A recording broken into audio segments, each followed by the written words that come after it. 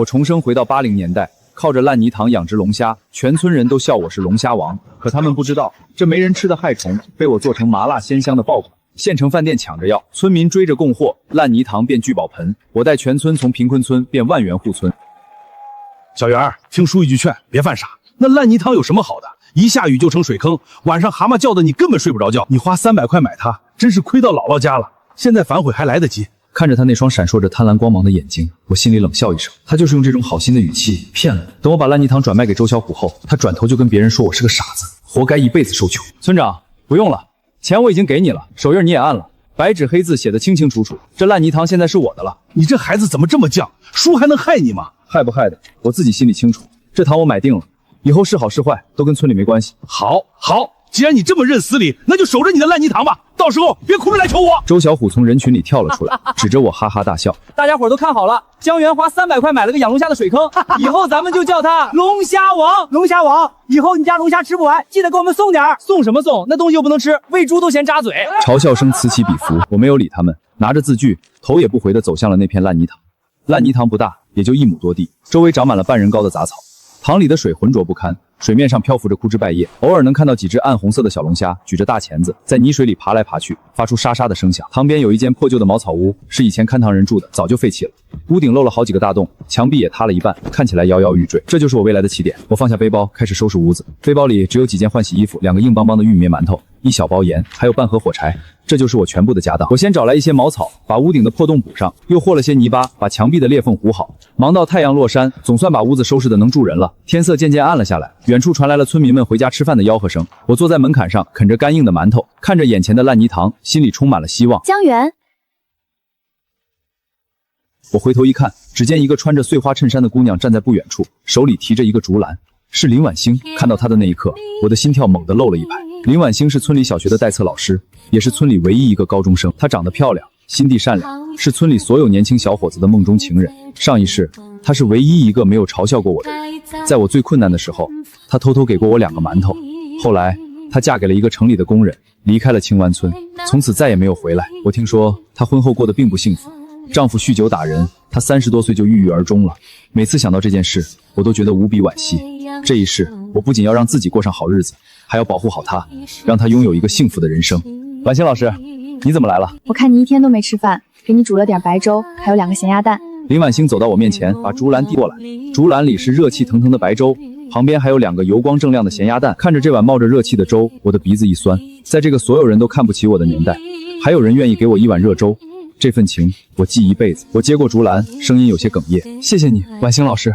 不用谢，别人笑你是因为他们只看见这塘烂，可我觉得一个人肯花全部积蓄买个落脚地，至少说明他想好好活。林婉欣看着我，眼神里没有丝毫的嫌弃，只有同情和理解。我抬起头，惊讶地看着他，没想到在这个年代居然有人能说出这样的话。他又从口袋里掏出一个小布包递给我。对了，这里面有一些火柴和蜡烛，晚上用得着。还有，这塘边晚上蚊子多，你把这个艾草点上，能驱蚊。你想得太周到了。应该的，晚上注意安全，要是有什么事儿就去学校找我。他笑了笑，露出2个浅浅的酒窝，转身离开了。我看着他的背影，直到他消失在夜色里，才收回目光。我在心里暗暗发誓，林婉欣，这一世我一定不会让你再受委屈，我要让你过上最好的生活。吃完晚饭，天已经完全黑了，我点上蜡烛，坐在床边开始规划未来。首先，我要解决的是小龙虾的吃法问题。现在的人之所以不吃小龙虾，一是觉得它脏，二是不知道怎么做。小龙虾的土腥味很重，如果处理不好，确实难以下咽。我上一世研究了几10年小龙虾的做法，麻辣、13香、蒜蓉、油焖，各种口味我都了如指掌。我决定先从最经典的麻辣小龙虾做起。不过现在有个难题，麻辣小龙虾需要的花椒、辣椒、八角、桂皮这些调料，只有镇上的供销社才有卖，而且还得凭票。我现在身上1分钱都没有了，连买调料的钱都不够。看来得先想办法赚点启动资金。我想了想，有了主意。我拿起一个水桶，走到塘边，月光下，塘里的小龙虾格外活跃，到处都是它们爬动的身影。我挽起裤腿，下到塘里，开始抓小龙虾。小龙虾虽然凶，但只要抓住它的后背，它就夹不到人了。我动作熟练，不一会儿就抓了小半桶。我把小龙虾倒进盆里，用清水反复冲洗干净，然后去掉虾头和虾线，只留下虾尾。处理好的虾尾红彤彤的，看起来就很有食欲。我点燃灶台，把锅烧热，倒了一点家里带来的菜籽油。等油热了，把切好的姜片和蒜片放进去爆香，然后把虾尾倒进去翻炒。很快，一股浓郁的香味就飘了出来。可惜没有辣椒和花椒，只能做个清炒虾尾。不过即使这样，也已经足够美味了。我尝了一口，眼睛一下子亮了。80年代的小龙虾没有污染，没有喂饲料，肉质鲜嫩紧实，比我上一世吃过的任何小龙虾都要好吃。我3下5除2就把一盘虾尾吃完了，连汤汁都舔得干干净净。吃饱喝足，我躺在床上，听着窗外的蛙鸣和小龙虾爬动的沙沙声，很快就进入了梦乡。我做了一个梦，梦见我的小龙虾卖到了全国各地，梦见林婉星穿着漂亮的白色连衣裙，笑着向我走来。第二天一早，天还没亮，我就起床了。我又去塘里抓了满满1桶小龙虾，仔细的去掉虾头和虾线，装在一个竹篓里。然后我带上昨天剩下的半个馒头，锁上门，向镇上走去。青湾村离溪口镇有20多里地，没有公交车，只能靠步行。我背着沉重的竹篓，走在坑坑洼洼的土路上，脚底很快就磨出了水泡，但我一点都不觉得累，心里充满了期待。我要去镇上的饭店，看看能不能把小龙虾卖出去。走了2个多小时，终于到了溪口镇。镇上的鱼市已经开了，空气中弥漫着一股浓重的鱼腥味和煤烟味，叫卖声、讨价还价声此起彼伏，热闹非凡。我找了个不起眼的角落，把竹篓放下，掀开上面盖着的日布，红铜的小龙虾在竹篓里爬来爬去，挥舞着大钳子，看起来格外精神。很快就有人围了过来。小伙子，你这卖的是什么？小龙虾。小龙虾？这东西不是害虫吗？也能吃，可好吃了。得了吧，这东西脏得很，在泥里滚来滚去的，吃了会生病的。再说了，肉又少，还不够塞牙缝的。就是，白给我都不要。周围的人纷纷附和，没有人愿意买。我早有心理准备，并不气馁。我知道，要让人们接受一种从来没有吃过的东西，需要一个过程。大家放心，这小龙虾我都洗干净了，而且去掉了虾头和虾线，一点都不脏。它的肉虽然不多，但特别鲜嫩，比鱼肉还好吃。吹吧你就！我活了这么大岁数，还从没听说过小龙虾能吃的。一个尖酸的声音响起，我抬头一看，只见一个满脸横肉的胖子走了过来，身后跟着2个吊儿郎当的跟班，是刘金彪。刘金彪是镇上的鱼霸，垄断了整个西河镇的水产生意。他为人奸诈，欺行霸市，经常压价收鱼，高价卖出，渔民们都恨透了他，但又敢怒不敢言。上一世我第一次去镇上卖鱼，就是被他坑了。这一世又遇到了这个老对手。刘老板，你不是青湾村那个买烂泥塘的傻子吗？怎么穷的没办法了，开始卖害虫了？周围的人哄堂大笑。刘老板，我卖我的小龙虾，跟你没关系。没关系，这整个鱼市都是我罩着的，你在这儿卖东西就得经过我的同意。我告诉你，这破东西没人要，赶紧拿走，别在这儿碍眼。我不拿走，我的小龙虾很好吃，肯定有人买。好吃？行，那你拿出来让我尝尝，要是真好吃，我就全买了。刘金彪眼珠一转，计上心来。我心里清楚，他没安好心，但我也想借此机会让大家尝尝小龙虾的味道。好，我从竹笼里拿出一小盘处理好的虾尾，递给他。刘金彪拿起一只虾尾，漫不经心地放进嘴里，刚嚼了一口，他的眼睛一下子瞪大了。这小龙虾的肉质也太鲜嫩了，而且一点土腥味都没有。虽然没有什么调料，但本身的鲜味就已经足够诱人了。怎么样，刘老板，好吃吧？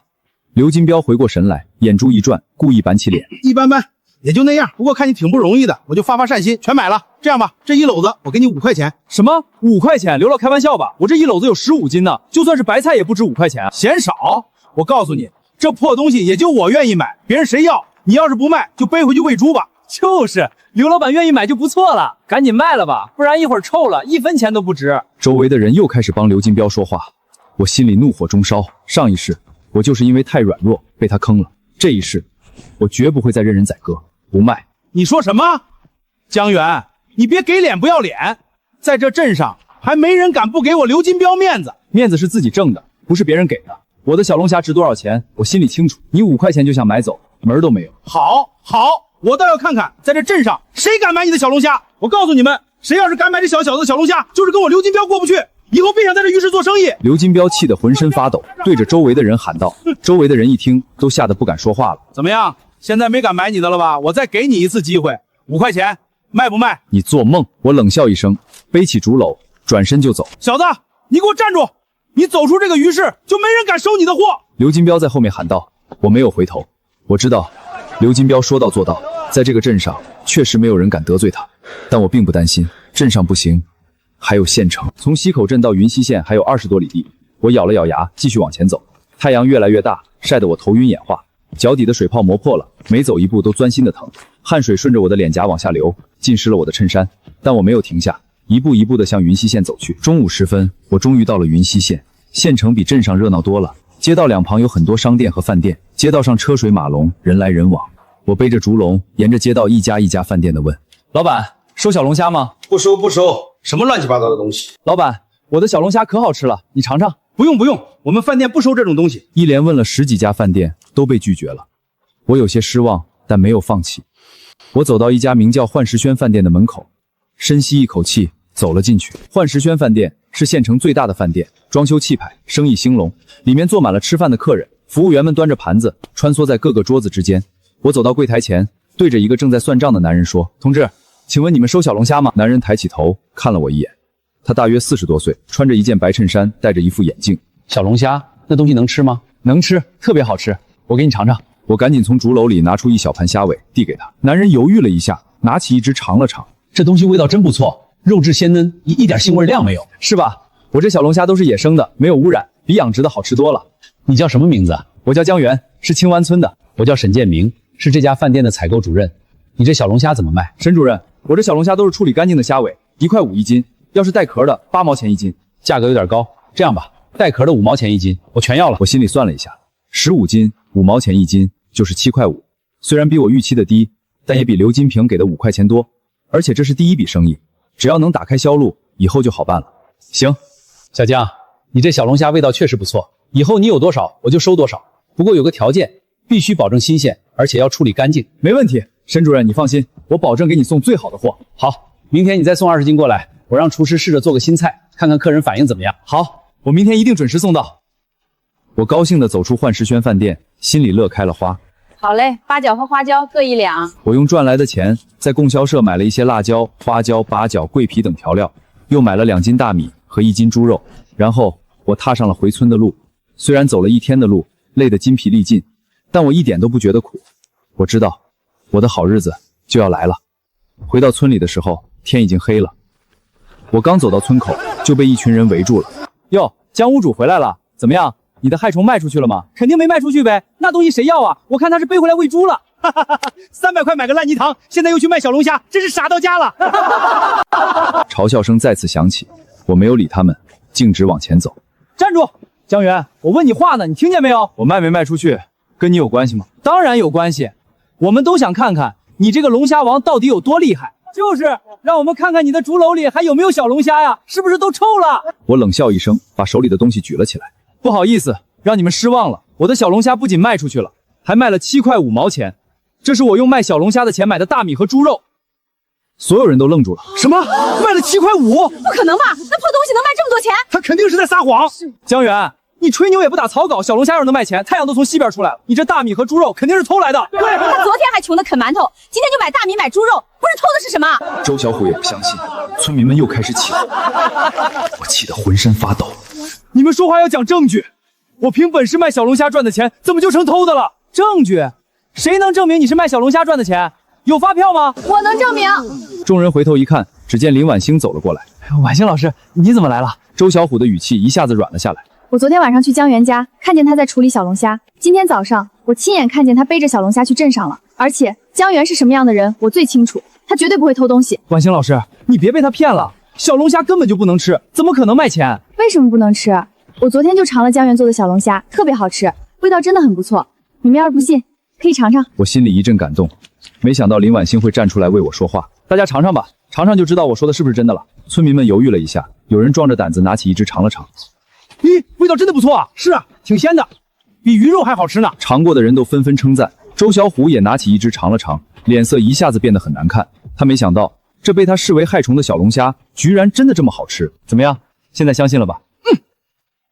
其他村民也觉得有些不好意思，纷纷散去了。谢谢你，婉星老师。不用谢，我就知道你一定能行。对了，你明天还要去县城送小龙虾吗？是啊，沈主任让我明天送20斤过去。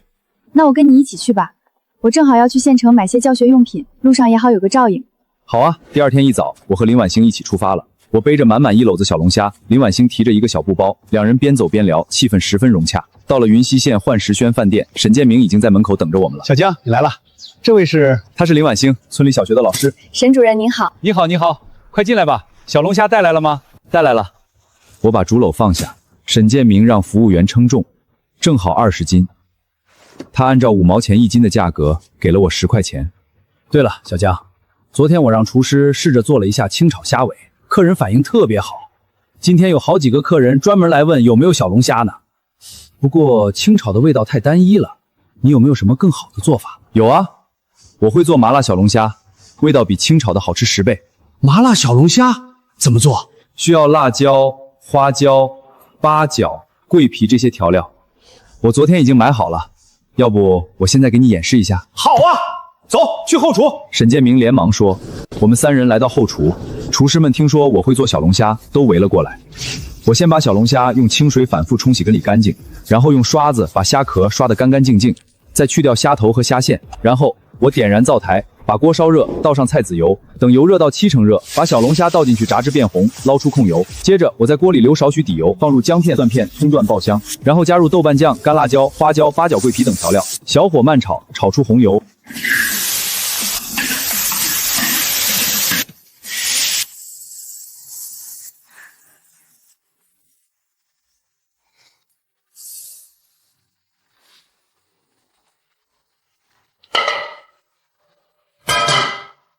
好了，可以吃了。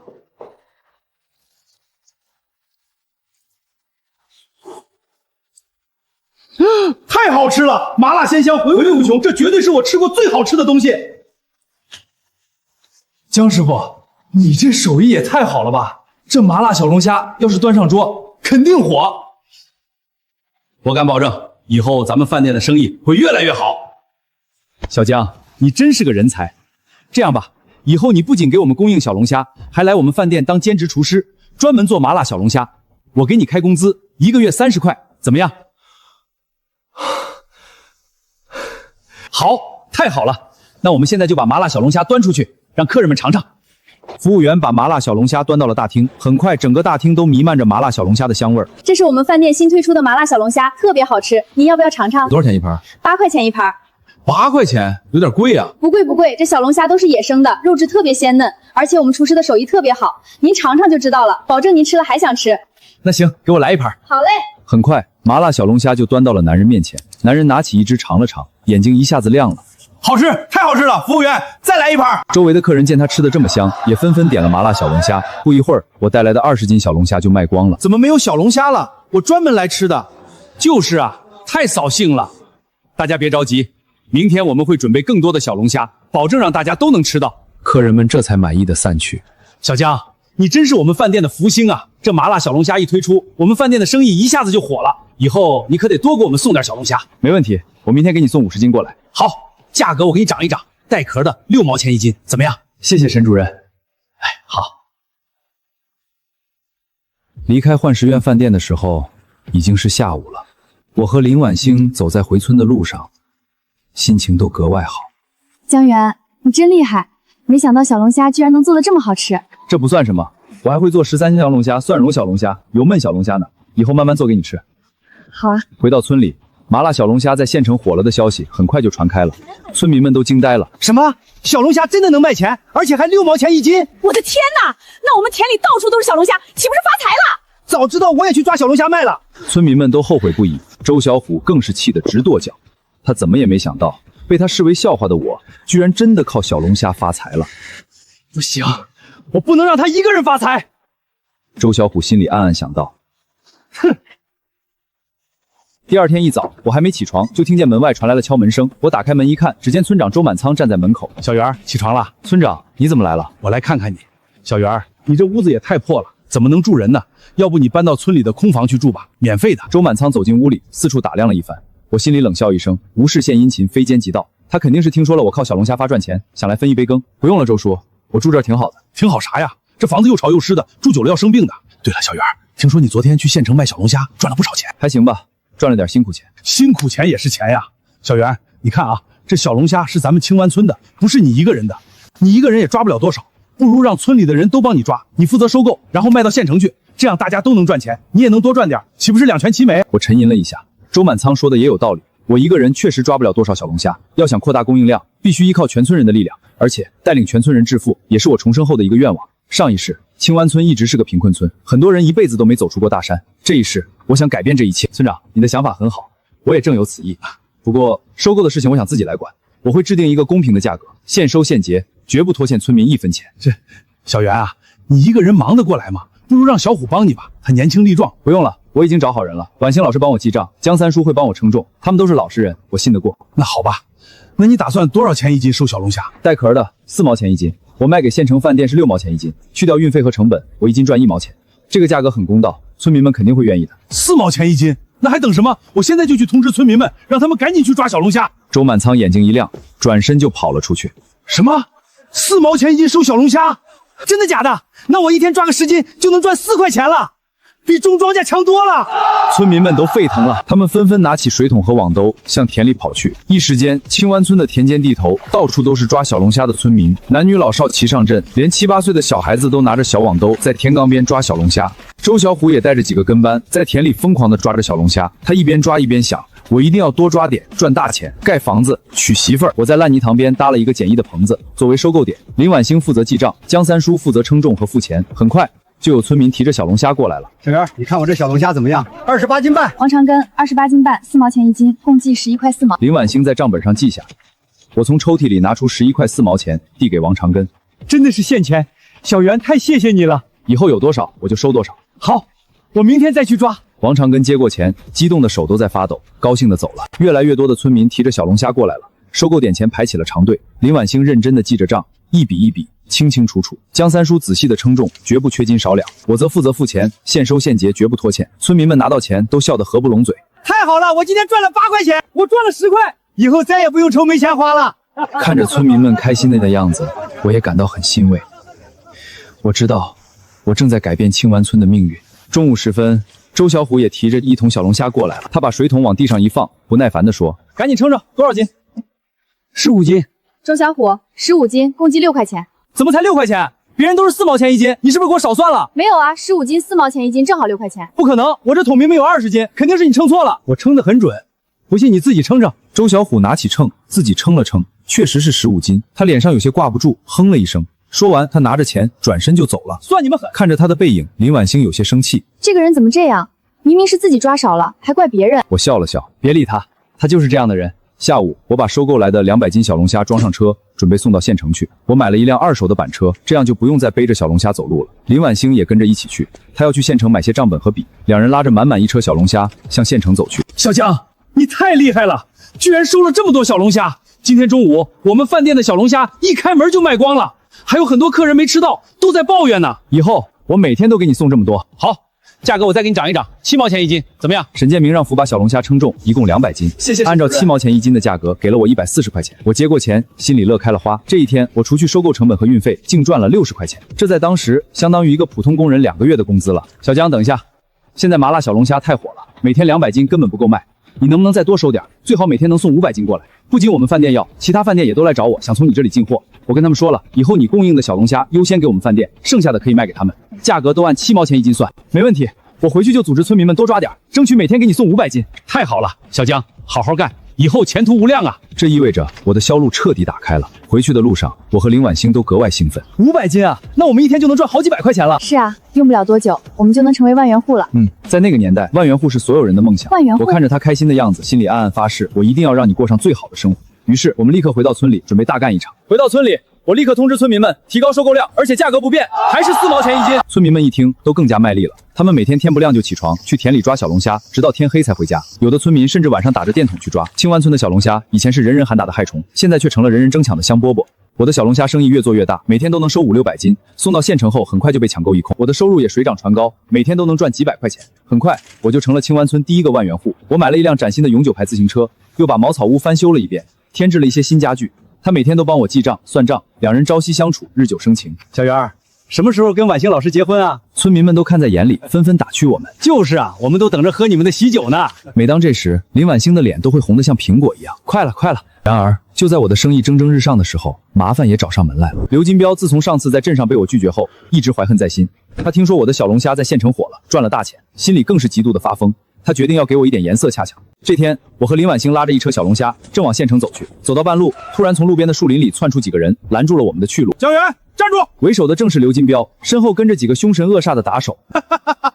干什么？你抢了我的生意，还敢问我干什么？整个镇上的水产生意都是我的，你现在卖小龙虾就是抢我的生意。我什么时候抢你的生意了？你卖你的鱼，我卖我的小龙虾，井水不犯河水。少废话！我告诉你，今天你这车小龙虾必须留下，不然的话，别怪我不客气。你做梦！这是我的小龙虾，凭什么给你？凭什么？就凭我拳头硬！我上，把小龙虾抢走！刘金彪一挥手，几个打手立刻冲了上来，想要抢板车。我早有准备，我从板车底下抽出一根早就准备好的木棍，对着冲在最前面的打手就是一棍。那个打手惨叫一声，倒在了地上。其他打手见状都愣了一下，他们没想到我看起来文质彬彬的，居然这么能打。还愣着干什么？一起上！打手们又冲了上来，我挥舞着木棍，左挡右打。我上一世在社会上摸存滚打了几十年，打架的经验很丰富。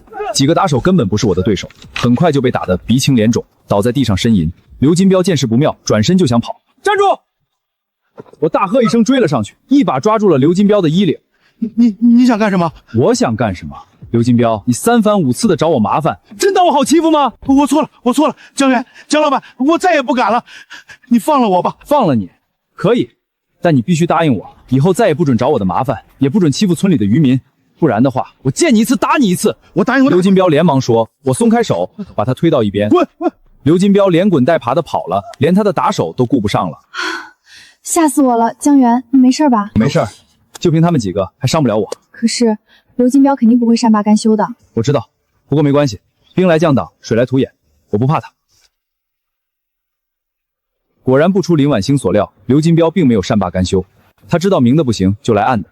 这天晚上，我正在家里算账，突然听到外面传来一阵嘈杂的声音。我打开门一看，只见收购点的棚子着火了，火光冲天，浓烟滚滚。好，着火了！我大喊一声，冲了过去。村民们也都被惊醒了，纷纷拿着水桶和脸盆赶来救火。经过大家的奋力扑救，火终于被扑灭了，但棚子已经被烧得面目全非，里面的一些工具和账本也被烧毁了。怎么会着火呢？今天晚上没有风，也没有人在这里抽烟啊！肯定是刘金彪干的。什么？是他？这个刘金彪太可恶了！走，我们去找他算账。村民们都愤怒了。等等，我们没有证据，就算去找他，他也不会承认的。那怎么办？就这么算了？当然不能就这么算了。刘金彪既然敢烧我的棚子，我就要让他付出代价。三叔，你明天去镇上打听一下刘金彪的动向，看看他最近在干什么。好。小袁，我打听清楚了，刘金彪昨天晚上确实不在家，而且他今天早上买了很多汽油，还有他跟县城的几个地痞流氓走得很近，好像在密谋什么。哼，果然是他。那我们现在怎么办？我有办法了，我们去派出所报案。报案？可是我们没有证据啊。我有办法让他自己承认。张所长，我要报案，有人放火烧了我的收购点。哦，是谁干的？是镇上的刘金彪。刘金彪，你有证据吗？现在还没有，但我有办法让他招供。张所长，你只要配合我就行了。好，就按你说的办。刘金彪，跟我们走一趟。警察同志，我犯什么事儿了？少废话，到了派出所你就知道了。刘金彪，昨天晚上你在哪里？我在家里睡觉啊。在家里睡觉。有人看见你昨天晚上去了青湾村，还放火烧了江源的收购点。没有，我没有，那是他们诬陷我。诬陷你？我们已经找到了证人，而且还在你家搜出了汽油桶，你还敢狡辩？汽油桶是我用来加油的，不是用来放火的。是吗？那我告诉你，你的同伙已经招供了，他说是你指使他放的火。什么？同伙？我没有同伙啊！还敢嘴硬！刘金彪，我告诉你，坦白从宽，抗拒从严。你要是再不承认，就等着坐牢吧！张所长一拍桌子，刘金彪吓得浑身发抖。他以为警察真的抓住了他的同伙，而且已经招供了。其实根本没有什么同伙，这都是我和张所长演的一出戏。刘金彪心理防线崩溃了，只好如实招供。我说，是我放的火。我嫉妒江源赚了大钱，所以就想烧了他的收购点，让他做不成生意。好，签字画押。刘金彪只好在口供上签了字，按了手印。最终，刘金彪因故意纵火罪被判处有期徒刑1年。太好了，刘金彪终于得到报应了，解决了刘金彪这个大麻烦，我的生意就可以一帆风顺了。时间过得很快，转眼就到了夏天。我的小龙虾生意越做越大，不仅供应云溪县的饭店，还造到了市里。我成立了一个小龙虾收购站，雇佣了10几个村民帮忙。我还在烂泥塘旁边建了一个小型的冷库，用来储存小龙虾。这样，即使遇到阴雨天，也不用担心小龙虾会变质。青湾村的村民们也都跟着我赚了钱，家家户户都盖起了新房子，买了新家具。以前的贫困村，现在成了远近闻名的富裕村。周满仓也彻底服了我，他不再想着捞好处，而是全心全意地配合我的工作。村里的大事小事，他都会先跟我商量。周小虎也变了很多，他不再像以前那样游手好闲、惹是生非，而是跟着我好好干。他现在是运输队的队长，每天负责把小龙虾送到县城和市里，收入也很可观。我和林婉星的婚期也提上了不成，我们打算在国庆节结婚。就在一切都朝着好的方向发展的时候，一场突如其来的台风打破了平静。这天，村里的广播突然响了起来：紧急通知！紧急通知！据气象台预报，今年第10号台风将于明天凌晨在我市沿海登陆，届时将有狂风暴雨，请广大村民做好防台风准备。广播里的声音一遍又一遍地重复着，村民们都慌了。台风要来了，怎么办啊？我的小龙虾还在田里呢。大家静一静，我立刻召集全村人开会。村民们都安静下来，看着我。台风马上就要来了，现在不是慌张的时候，我们必须立刻行动起来，做好防台风准备，把损失降到最低。现在我分配一下任务，周小虎，你带20个年轻人把码头上的空箱、渔网、木板全部搬到高坡仓库。好。王长根，你带人把村里的小船全部拖上岸，用粗麻绳固定好，一条都不能飘走。没问题。江三叔，你去冷库把能装车的好货先装车，送到县城的大冷库去。趁雨没下来，赶紧走。好。婉星，你把所有货主的名单、入库货数重新核一遍，做到心中有数。好的。村长，你带村委的人挨家挨户通知，老人和孩子全部转移到村小学，风大之前不能让一个人留在低洼屋里。好，我现在就去。大家都听好了，这次台风很危险，大家什么紧急情况立刻向我汇报。还有，所有的损失都由我来承担。什么？所有损失都由你承担？对，大家跟着我干，我就不能让大家吃亏。只要大家听我的调度，齐心协力，我们一定能渡过难关。小袁，你真是太好了，我们都听你的。对，齐心协力，共度难关。村民们都被我的担当感动了，一声令下，整个青湾村都行动了起来。大家各司其职，忙而不乱。我则四处巡查，检查防台风措施是否到位。傍晚时分，天空开始乌云密布，狂风大作，豆大的雨点噼里啪啦地砸了下来。台风来了，狂风呼啸着，像一头愤怒的野兽，席卷着整个村庄。树木被吹得东倒西歪，有的甚至被连根拔起。暴雨如注，很快就淹没了低洼的地方。我冒着狂风暴雨在村里巡查，我看到有一户人家的屋顶被风吹掉了，立刻带人过去修补。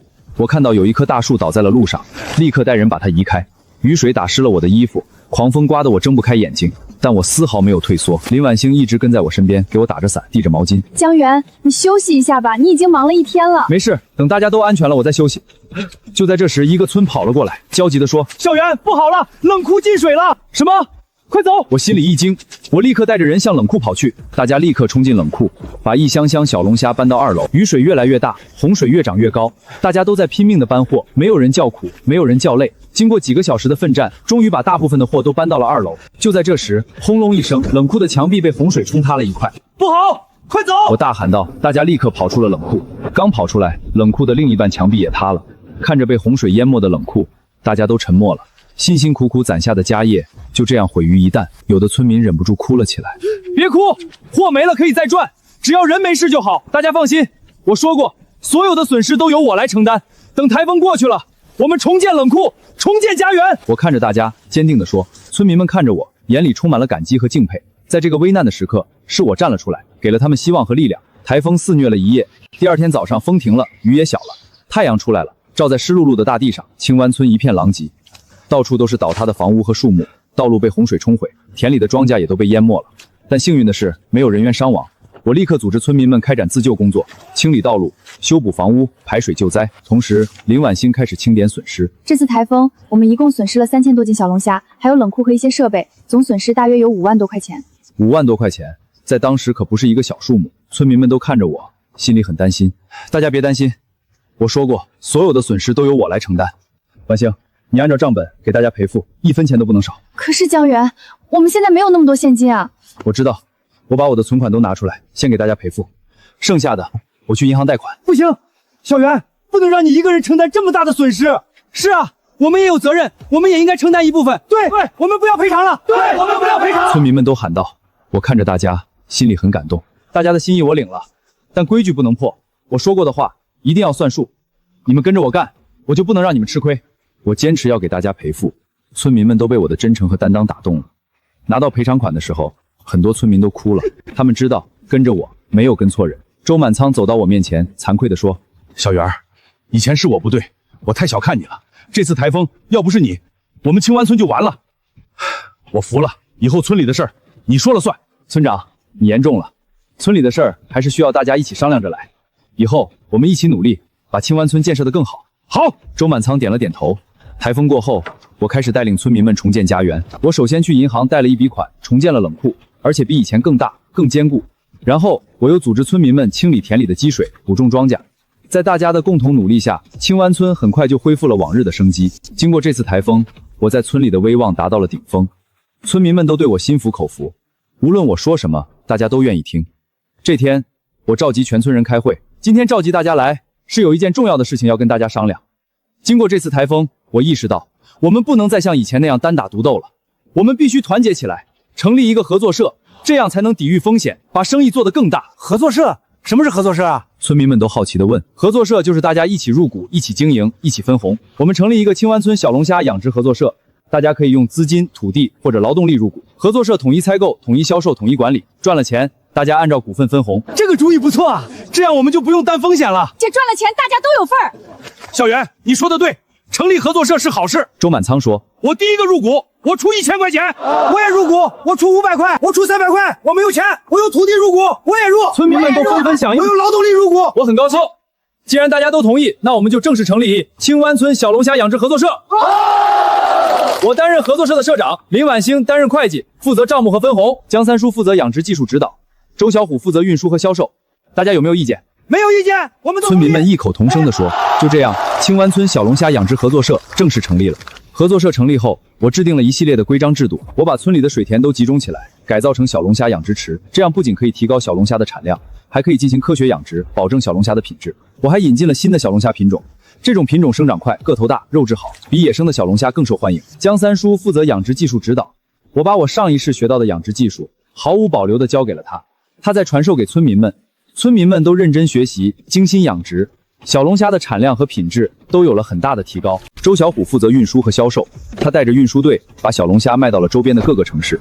他们的小龙虾因为品质好，价格公道，深受客户的欢迎。林婉星负责账目和分红，他做事认真负责，每一笔账都记得清清楚楚。每个月月底，他都会把账目公布出来，让大家一目了然。到了年底，还会按照股份给大家分红。